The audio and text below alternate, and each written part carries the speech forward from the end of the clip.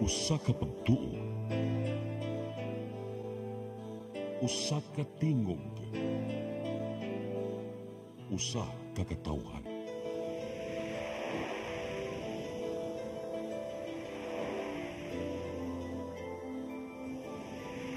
Cebu Catholic Television Network.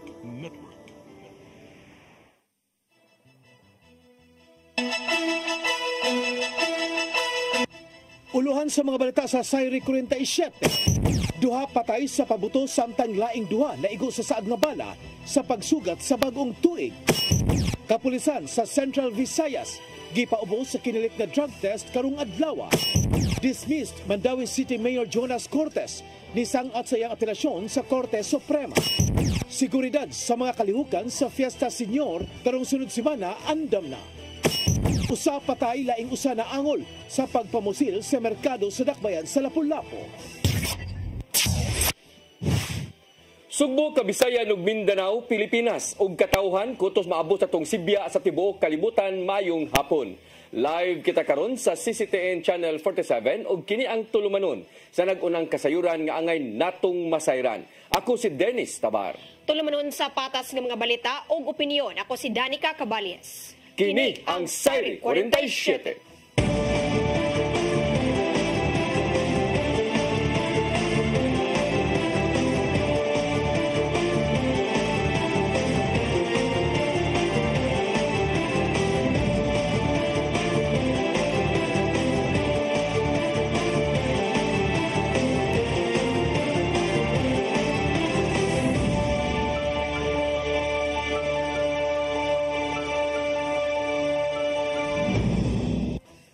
Karon sa kompletong detalye sa atong mga balita, Police Regional Office kung PRO7 nakatala og duha ka mga namatay sa pabuto samtang laing duha usab ang naigo sa saag nga bala atol sa pagsugat sa bag-ong tuig.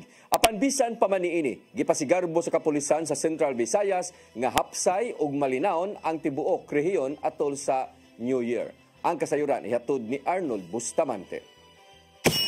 Nakatala ang Police Regional Office 714 ka mga tao nga nabiktima sa pabuto din pitunini ang nagarabihan og duha aga nakabsan sa kanabuhi atol sa pagsugat sa tuig 2025 samtang duha usab ka insidente sa stray bullet.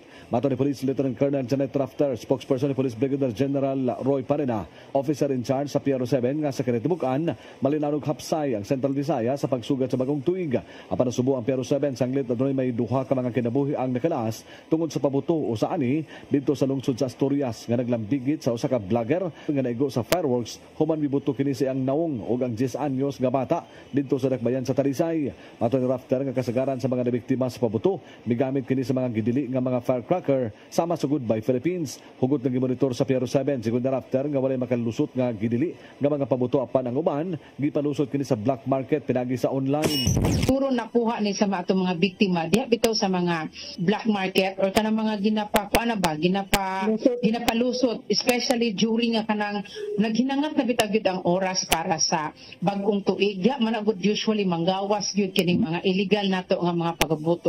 Gidugang ni Rafter nga ang kapulisan ug ang ubang ahensya sa gobyerno sama sa Department of Health ug Bureau of Fire ang wala gyud magkuwang sa pagpahimangno sa dihang nangandam pa sila sa paghatag sa seguridad sa Pasko ug bagong tuig nga likayan gyud ang paggamit sa mga dagkong pabuto samtang nakigalayon ang sabang PRO7 sa Regional PNP Forensic Unit 7 aron ipaubos sa ballistic examination ang duha ka mga stray bullet nga migo sa barangay Tisa sa Dakbayan sa Sugbo ug sa Tagbilaran lalabigan sa Bohol. Gitugan ni Rafter nga sa duha ka kaso sa stray bullet usa lang aga nasamdan kini nahitabo sa Tisa samtang walay naigo sa Tagbilaran City. Apan bisan pa man niini ilang gitinguha nga mailhan ang nagpabuto silang armas atol sa pagsugat sa bagong tuig nga tungod ani ilaning ipaubos sa eksaminasyon kung ilang mahibaw-an kung kinsa ang nagpabuto sa armas magatubang kining dako nga kaso ngadto sa korte. Ano kaso nato siya. And then we'll see also with regard to the kung kuan especially kung lisensyado ang pusil, then we maybe also have to coordinate with the RCSU for any possible na mga action. Arnold Bustamante, CCTN. Gibutiyag sa Department of Health 7 nga niabot og 93 ang natalang firework-related injuries sa tibok Central Visayas. Kini human napunan og 19 ka mga bag-ong kaso sa mga dabuthan. Sa gitunol nga ihap gikan sa DOH-7, nag-una niini ang probinsya sa Sugbo nga adunay 39 ka mga firecracker-related injuries. Gisundan na sa Dakbayan sa Sugbo nga adunay 18 ka mga kaso ug 14 ka mga injuries usab ang natala sa Lapu-Lapu City. Mipainomdom ang DOH-7 ngadto sa mga residente nga patigbabaw ang disiplina sa kaugalingon aron dili maigo sa mga pabuto.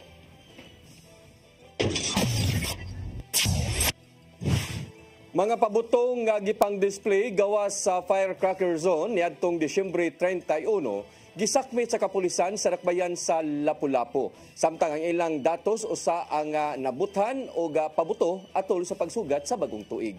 Ang kasayuran ihatod ni Cristel Joy Filerca. Mubalor sa 26,000 pesos ang mga pabuto nga nakumpiska sa Lapu-Lapu City Police Office ato sa ilang gipahigayong inspeksyon ni adtong Disyembre 31, pila ka oras sa wala pa ang pagsugat sa bagong tuig. Kinitungod kay ang mga pabuto gipang display gawas sa firecracker zone. Ang mga pabuto nga ni kantidad og 20,000 pesos nakuha sa usa ka stall sa Barangay Poblasyon, samtang 6,000 pesos ang balor sa nakuha sa usa ka stall sa Barangay Buaya. Sa subsub nga mga inspeksyon nga gipahigayon sa kapulisan kauban ang Lapu-Lapu City Fire District ug lokal nga kagamhanan pila ka adlaw sa wala pa ang petsa 31, wala ra sila'y nasuta nga adunay na maligya og mga ilegal nga mga pabuto ug nituman ra sa mga pahimangno sa otoridad. Subay sa maong balita, usa ka 20 anyos nga babae ang natala sa kapulisan nga naangol human mabuthi ato sa pagsugat sa bagong tuig pasado alauna sa kadlawon. Stray firecracker ba pareha daw ng 20 sa whistle ba mo sirit o na bitaw samtang nag-lockdown na siya na igo ba. Noon, minor injury lang ang naangkon sa maong biktima. Sa datos sa LCPO, gikan niadtong Pasko hangtod sa pagsugat sa bagong tuig, unom ang nabutan og mga pabuto susama sa nilabay nga tuig. Cristel Joy Filerca, CCTN News. Gilauman ni si Archbishop Jose Palma nga matuman ang gipangamuyo sa katawhan kung sundo ng anaa sa kasing-kasing. Siyang video message gituki ni Palma ang pagtulunan gikan sa mga wise men. Kung mga malaumong magpapanaw diin gisundan nila ang kahayag gikan sa Bethlehem hangtod nakaplaga ng batang Jesus. Nakita ni Palma nga ang kaayong gibuhat sa maong mga tao nagtimailhan sa pagkamadasigon aron makuha ang maayong balita gikan sa kahitasan. Maong sama sa ilang gibuhat mahimong makabot sa matag tao kung unsa man ang ikaayo sa ilang kinabuhi. Bisag pa man sa mga hagit nga giatubang sa nakalabay nga tuig, gipanghinaot sa arsobispo nga magpadayon sa pagkamalaumon ang tanang ning bag-ong tuig.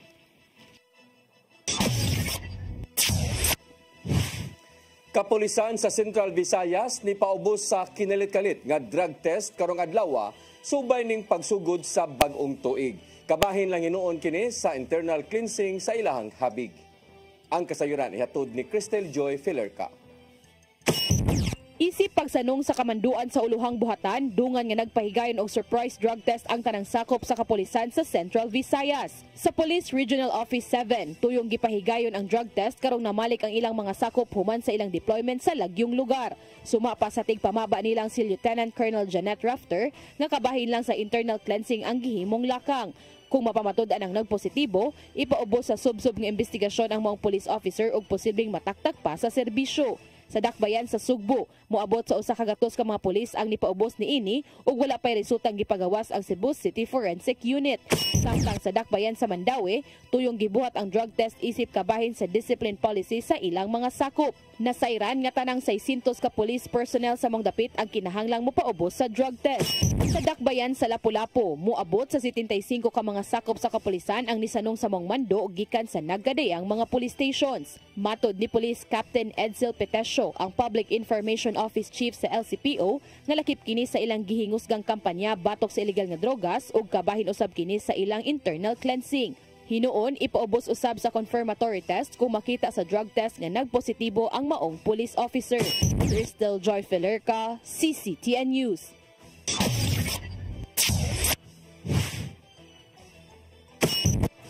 Mosunod, dismissed Mandaue City Mayor Jonas Cortes ni sangat sa apelasyon sa Korte Suprema. Kanaog daghan pa mga balita sa pagbalik sa Sayri 47.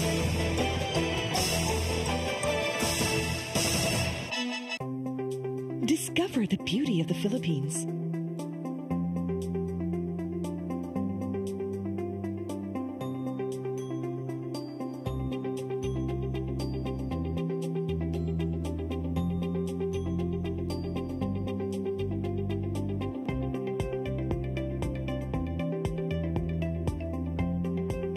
With Philippine Airlines, the country's flag carrier.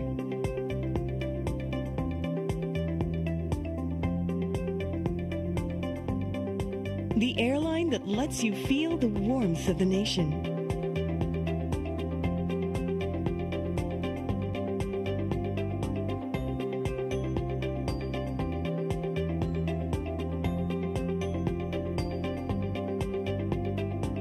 Mabuhay!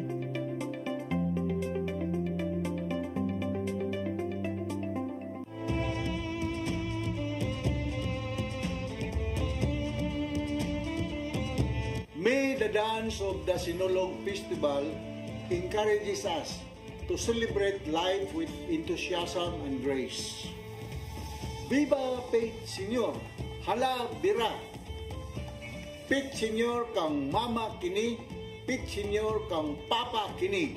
Viva Pete Senior!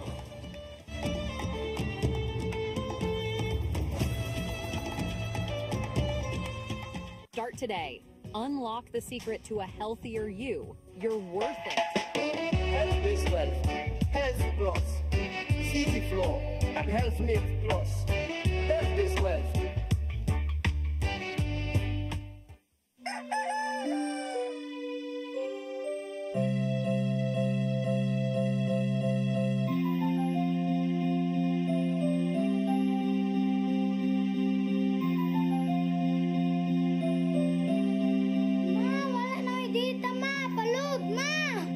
Sorry ma'am, na-late ko.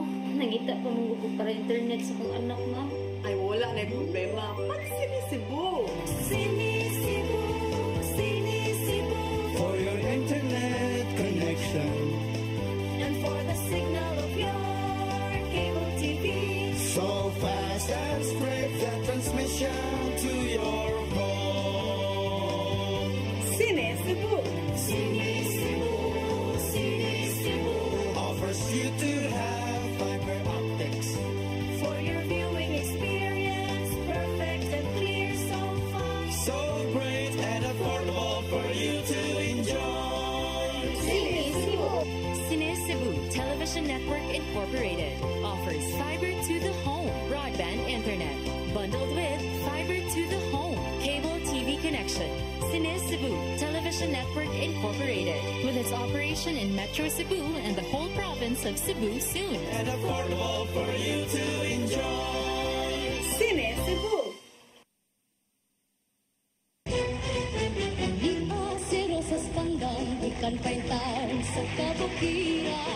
Sharon Reyes, lumad ginaga Karkar Cebu. Nagsugod og awit sa edad nga 2 anyos o nagsugod og salmot sa mga singing contest dihang 7 anyos pa lang. Nakahuman sa kursong Bachelor of Secondary Education, major in English sa Cebu Normal University. Nahimong Best Interpreter sa Cebu Pop Music Festival. Nakakuhag national recognition dihang nahimong first runner-up sa Star in a Million.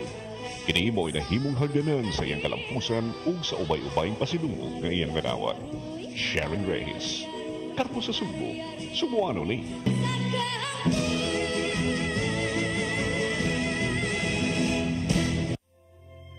Ang kinabuhi, puno sa hagit. Sugpila ka, Dria! Ay, pag-inarte! Pagdita ka! Puno sa pangutana. Bata pa ganito kayo? Naguyab-uyab na ka? Kinsa man ang mga sakitin ako din ay karoon na kinsa! Kung si Buti mo'y pasabot na di. Puno sa luha. Pagpili pa, ako nga imong anak o kanay imong mga babae. Kasuko. Yung ano pa? Pag-uwitan ka ni Papa. Apan bisan mangit-ngit pa ang imong kalibutan, aduna pa'y nagpahiping kahayag. Aduna ka pa'y kasumbungan. Mga laman, hanap na. Dear Tatay, tunog na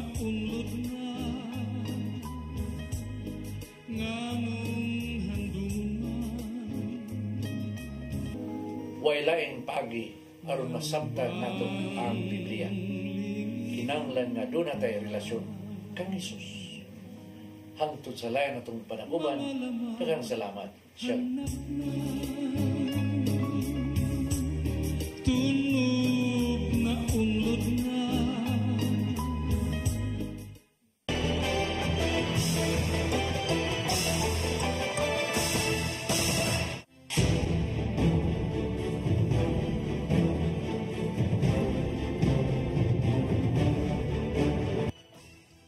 Balik sa ato mga balita, dismiss Mandawi City Mayor Jonas Cortez ni sangat sa iyang apilar ngadto sa Korte Suprema kagahapon sa hapon.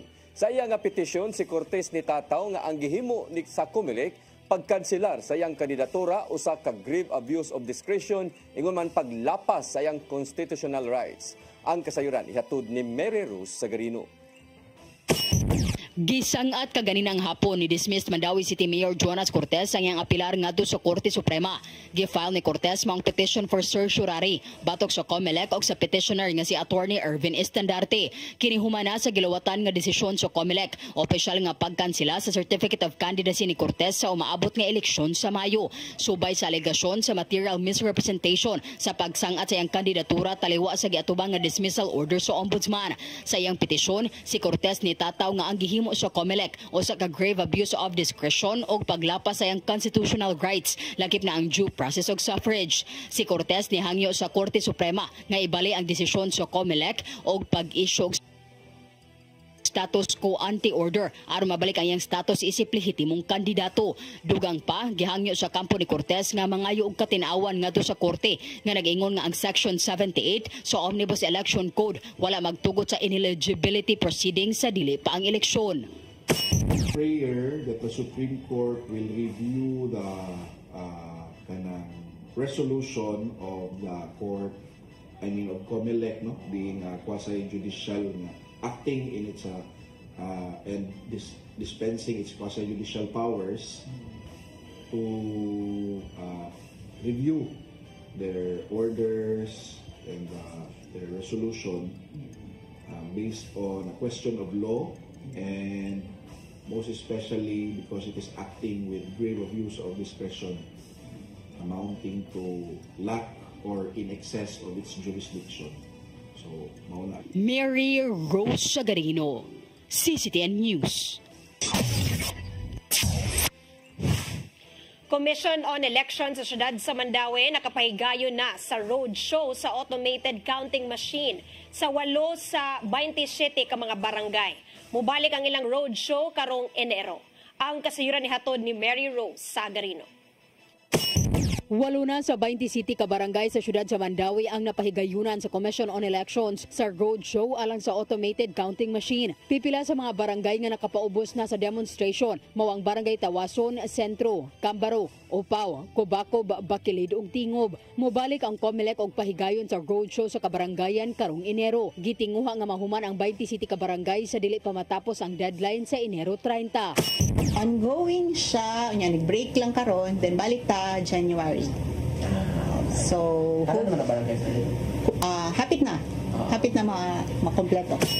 Ang roadshow nationwide nga gipahigayon nagtumong sa pagpaila sa automated counting machine ngadto sa mga botante aron masiguro nga sila nakasabot unsaon ang hustong paggamit sa makina ug sa pagpalig-on sa katungod ug responsibilidad sa pagbotar. Atol sa eleksyon karong Mayo 12, matag presinto ang butangan og usa ka machine. Sa Mandawi adunay 271 ka clustered precinct ug moabot sa kapin 238,000 ka rehistradong botante. Samtang sa Enero usab mobalik og meeting ang Joint Security Control Center gilangkuban sa Comelec ug ubang ahensya sa gobyerno pagpangandam sa umaabot nga eleksyon.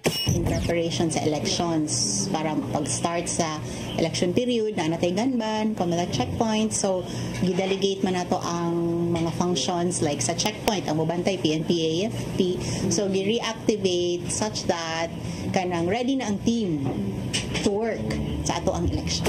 Nagsugod ang election period sa Enero 12, din ipatuman usab ang ganban. Mary Rose Sagarino, CCTN News.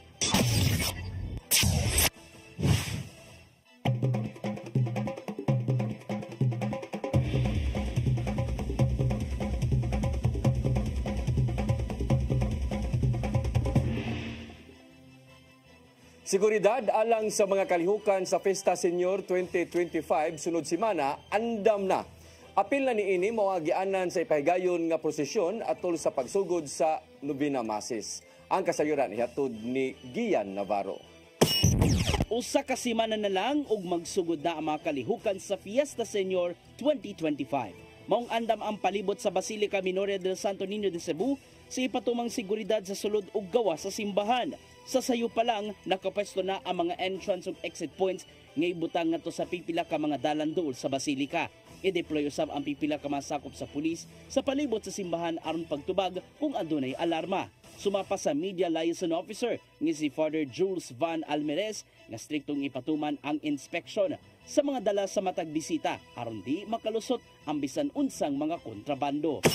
Amo lang ibang adjust to amo mga railing sa katong mga steel nga stairs na mo dito sa Pilgrim Center. Kay dito mo ng exit, crucial mo nga mahuman na siya dapat before mo sa Regalio. Kaya ato man na mo banaon kung ang katong entrance exit scheme na to ba diri sa sulod sa Basilica, and gladly no okay na siya. Sugdan ang tanang kalihukan sa Walk with Jesus karong Enero 9 sa kadlawon. Hinuon andam ang agiang ruta sa Osmeña Boulevard taliwa sa padayong construction sa Cebu Bus Rapid Transit. Koralan na lang ang palibot sa gitugod nga bus station aron kalikayan sa pag-agi ang publiko. So sa Boulevard natin makita dito sir na mga nakabutang pa na mga atong mga dahon-dahon no katong mga stainless structures nga mga folya, and we were assured as well during our walkthrough nga by the time nga magsingabot na ang atong solemn procession sa bisperas nga adlaw nga ilas atong ibalhin og laing lugar. Sunod semana magpahigayon ng habig sa Basilica o Philippine Coast Guard ug dry run alang sa maabot nga fluvial procession. Pinaagi nini makahimo sila og necessary adjustments ug kalikayan ang mga kakulian atol na sa bispera sa kapistahan sa Balaang Bata. Prior to that, manjod days before the fluvial procession na matagitawag nga dry run para sa ato ang fluvial procession. So mo na ang buhaton by next week. Payon po sa mga kaparian sa Basilica ngadto sa publiko nga mosunod gyud sa matag security protocols aron mahapsay ang pagsaulog sa Fiesta Senior. Gian Navarro, CCTN News. Department of Social Welfare and Development 7 nakahipos og kapin 27 million pesos nga kantidad sa hinabang ngadto sa mga apektado sa pag-ulbo sa Canlaon Volcano. Gipangandaman hinuon nila ang dugang pang mga lakang kuno galing magkagrabe na ang kahimtang sa bulkan. Ang kasayuran hatod pagbalik ni Gian Navarro. Walay puwas ang Department of Social Welfare and Development 7 sa pag-abag ngadto sa mga apektadong pamilya duol sa Bulkang Canlaon sa Negros Oriental. As of January 1, nakaipo sila og kapin 27 million pesos nga humanitarian assistance o gilangkuban kini sa mga food packs ug non-food items. Miabot na og 1,726 ka mga pamilya o kapin 5,000 ka mga tao ang mihiklin una sa napo ka mga open evacuation centers. Sumapa ni Regional Director Shalane Marie Lucero nga kini na ang resulta sa nimong tinabangay tali sa ahensya ug sa LGU aron masiguro ang kaayo sa mga apektadong residente. We will make sure, and in fact we have assured LGU Canlaon City that, and even the IDPs nga naadyoy pagkaon nilang makaon samtang naa sila sa camp. Aside from the food, we have provided them with non-food items. Gawa sa mga hinabang, gisubay sa DSWD ang kahimtang sa mga bata sa matag evacuation center. Aron di ipatigbabaw ang kahadlok, walay puwas usab ang debriefing sa mga bata ug mahuna-huna nga ana sila sa luwas ka kahimtang. Protektado usab ang ubang mga ana sa vulnerable sector nga malayo sa kakuyaw tungod sa mga nibisita sa evacuation centers. We wanted to make sure that children are protected as provided under the law. Dili ni sila magamit ng mga pictures for whatever campaign by anyone who will do mga dili maayong mga buhat no para sa mga bata. Ipangandaman na mismo sa DSWD-7 ang pagresponde kung galing subling mabutuman ang gibantayang bulkan. Usa na ninimaw ang daling pag-atiman sa mga nanimuyo sulod sa permanent danger zone ug maluwas sa kakuyaw. Nagpabilin no ng ilang mobile command center alang sa walay huno nga paghatag sa report ngadto sa kauluhan.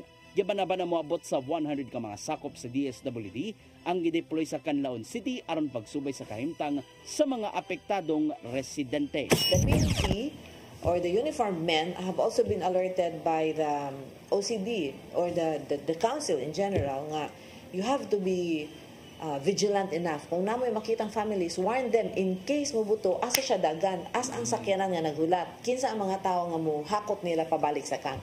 Navarro, CCTN News. Moabot gadto sa 50 ka mga kaswal nga mga empleyado sa Cebu City Hall ang posibleng dili na ma-renew karong buwana. Matod ni Henry Tumalagkad, ang Pangulo sa Human Resource and Development Office, nga karong buwana mauna ang pagsubay sa kontrata sa maong mga empleyado sa City Hall. Igo lang nilang subayon ang nahimong performance sa makaswal nga mga empleyado gikan sa ilang division heads, department heads ug sa ilahang record. Apil sa mga subayon kung kanunay ba malate ang mao mga kaswal nga mga empleyado o kung doon na ba'y reklamo gikan sa ilang nga buhatan. Dugang pa ni Tumalagkad nga wa kini sagol pamulitika sa litgibasi man sa evaluation ang tanan.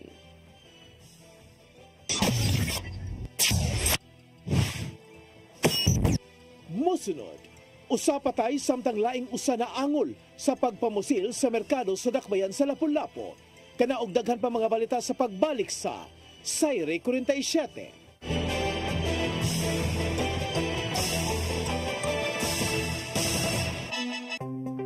Discover the beauty of the Philippines.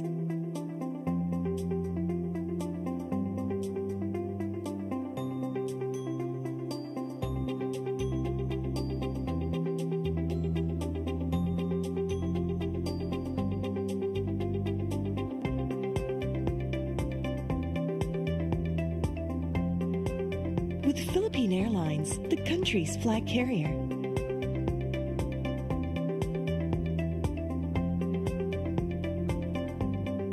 The airline that lets you feel the warmth of the nation.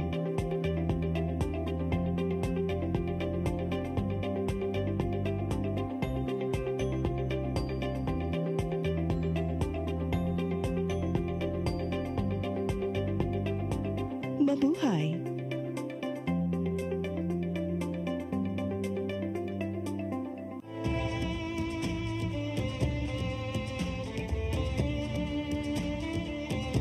May the dance of the Sinulog Festival encourages us to celebrate life with enthusiasm and grace. Viva Pete Senior! Hala Bira! Pete Senior kang mama kini, Pete Senior kang papa kini. Viva Pete Senior!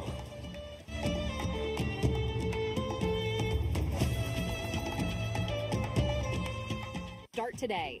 Unlock the secret to a healthier you. You're worth it. Health is wealth. Health plus. CC Flow and Health Lift Plus. Health is wealth.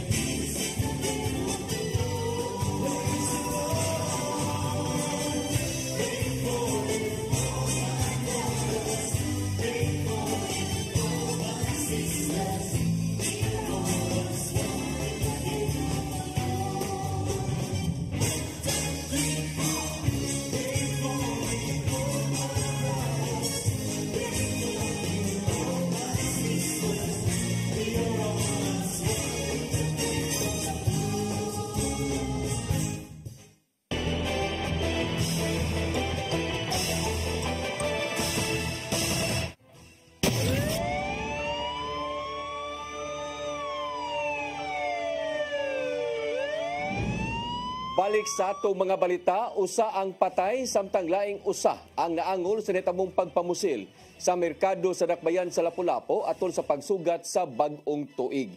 Sa investigasyon sa kapulisan, naikalambigitan sa ilegal nga drugas ang hinungdan sa pagpamusil sa duha ka mga biktima. Ang kasayuran ihatod ni Crystal Joy Filerca. Patay ang usa ka lalaki, samtang usa-usab ka lalaki ang naangol sa nahitabong pagpamusil sa merkado sa Barangay Poblasyon, Dakbayan sa Lapu-Lapu. Atol kini sa pagsugat sa bag-ong tuig, alas 12 sa tungang gabi kagahapong adlaw. Ang nakalas, usa ka 25 anyos nga trabahante sa merkado, samtang ang naangol, usa ka 26 anyos nga dispatcher. Usa ka tindera sa merkado ang nakakita kanila sulod sa usa ka bodega nga unconscious, hinungdan nga nangayo kini og tabang. Base sa investigasyon sa Lapu-Lapu City Police Office nga samtang ang duha ana sulod sa bodega, adunay kalit nga misulod og gipamusil ang duha ka biktima. Ang nakalas nga 25 anyos naigo sa wala nga bahin sa dughan, hinungdan sa iyang dali nga kamatayon. Samtang sa ubos nga bahin siyang likod naigo ang 26 anyos nga naangol, apan ana karon sa stable nga kondisyon. Gibutyag ni Police Captain Edsel Petesio, ang Public Information Office Chief sa Lapu-Lapu City Police Office, nga adunay kalambigitan sa illegal nga drogas ang pagpamusil sa mga biktima. Kung diin aduna sila gikuha nga drogas nga wala pa nila mabayari, hinungdan nga sila gibaharan. Gibaharan pa na sila.